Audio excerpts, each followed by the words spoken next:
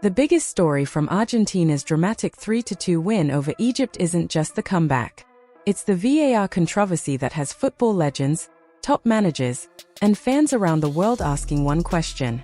Did FIFA apply the same standard to both teams? With the quarterfinals just days away, this debate is getting louder, and the pressure on FIFA has never been higher. Argentina looked to be heading for a shocking World Cup exit after Egypt raced into a 2-0 lead in Atlanta. Then came the moment that completely changed the match. Egypt thought they had restored their advantage with a second goal, but VAR stepped in. Officials reviewed the build-up, found a foul on Lisandro Martinez several seconds before the finish, and ruled the goal out. Instead of leading by 2 goals again, Egypt saw their momentum disappear. Argentina fought back, completed an incredible comeback, won 3-2, and booked their place in the quarterfinals. The decision immediately divided the football world. Former Manchester United and Denmark goalkeeper Peter Schmeichel didn't question whether contact happened. He accepted that a foul existed. His argument was something much bigger.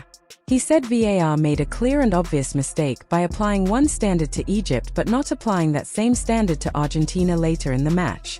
According to Schmeichel, if officials were willing to go back through the build-up and cancel Egypt's goal because of minimal contact, then they should have shown the same level of scrutiny when Egyptian players were challenged inside Argentina's penalty area before Argentina's winning goal. Instead, that incident was never reviewed in the same way. For Schmeichel, that difference is what cannot be ignored. Alan Shearer shared a similar opinion with one simple sentence that quickly spread across the football world. Either both are fouls or neither is a foul. Ian Wright also questioned why VAR reviewed one incident but appeared to ignore another involving Mohamed Salah inside the Argentine box. Their criticism wasn't about supporting Egypt or attacking Argentina. It was about consistency. If technology is supposed to remove mistakes, then the same standard has to apply to every team. BBC Sport football analyst Dale Johnson also argued that the decision went against how this World Cup has been officiated. Throughout the tournament, referees have generally allowed physical challenges and minor contact to continue. But in this case, VAR reached back into the build-up and ruled out a goal because of what many considered minimal contact. Johnson argued that if officials want a strict interpretation of fouls, they should enforce it in every match. If they prefer a lighter approach, they should stick with that everywhere. Changing the standard during the biggest moments only creates more questions. José Mourinho reportedly described the result as daylight robbery, while Jurgen Klopp connected this controversy to FIFA's earlier decision to overturn Folarin Balogun's suspension before the round of 16. Klopp criticized FIFA's handling of that case and said, "This is our sport, not theirs," reflecting growing concern about decisions made away from the pitch. To be fair, FIFA defended the decision after the match.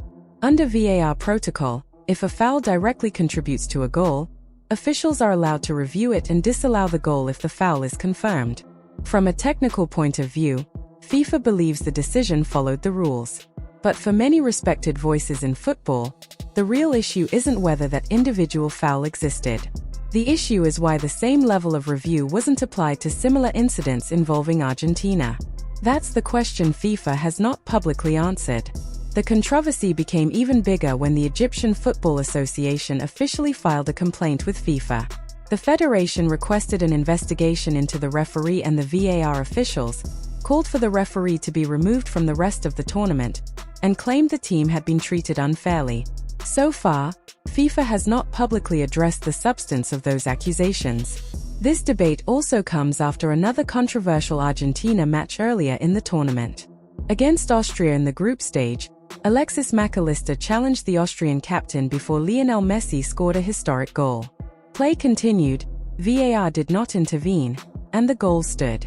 Schmeichel also questioned that decision, adding another layer to the growing discussion surrounding Argentina's matches. Of course, not everyone believes Egypt was robbed. Football analyst Ali El Ghani suggested the match was filled with difficult 50-50 decisions that simply happened to favor Argentina. That's a reasonable view because football often comes down to judgment calls. But critics argue the difference here is that VAR actively searched for a foul to cancel Egypt's goal while showing far less interest in reviewing the sequence before Argentina's winner. That difference in scrutiny is what continues to fuel the controversy. Whether intentional or not, The consequences are impossible to ignore. Egypt's 2-goal advantage disappeared, Argentina completed a stunning comeback, and the defending world champions are now preparing for the quarter-finals. From this point forward, every VAR decision involving Argentina will be watched more closely than ever because this match has placed the spotlight directly on FIFA's officiating. For FIFA, the pressure continues to build. Between the Balogun suspension controversy, Egypt's formal complaint, criticism from Schmeichel, Shearer, Wright, Mourinho, Klopp, and questions raised by respected football analysts, many people are now asking whether the governing body needs to explain how VAR standards are being applied during this World Cup. As the quarter-finals approach, one question still hangs over the tournament. Can FIFA restore confidence by applying the same standard to every team, every decision, and every match? Or will this controversy become the defining story of the 2026 World Cup? Now we want to hear from you. Do you think FIFA should publicly explain why VAR reviewed Egypt's disallowed goal but not the build-up to Argentina's winner? Share your thoughts in the comments below. If you enjoyed this breakdown, don't forget to like the video, subscribe to the channel, and stay with us for complete coverage of every World Cup quarterfinal. The biggest story from Argentina's dramatic 3-2 comeback against Egypt isn't just the result. It's the VAR controversy that has some of football's biggest names questioning FIFA's consistency. With the quarterfinals just days away, this debate is becoming one of the defining stories of the 2026 World Cup. Egypt looked set to pull off one of the tournament's biggest upsets after building a 2-goal lead. Then came the moment that changed everything. Egypt thought they had restored their advantage with another goal, but VAR stepped in.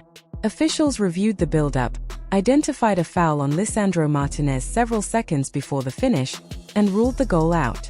Instead of leading comfortably again, Egypt lost all their momentum.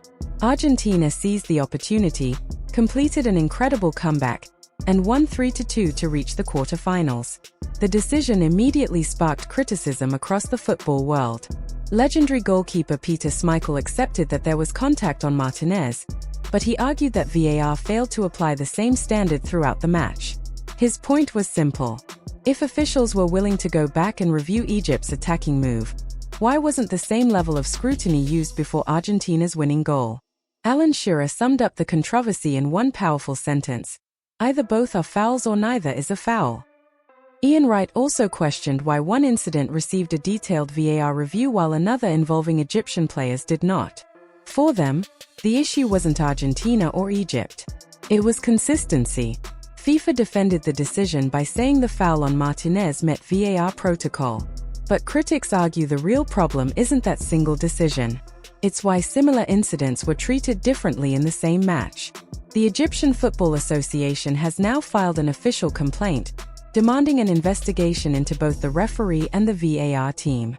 Now, every decision involving Argentina will be watched more closely than ever.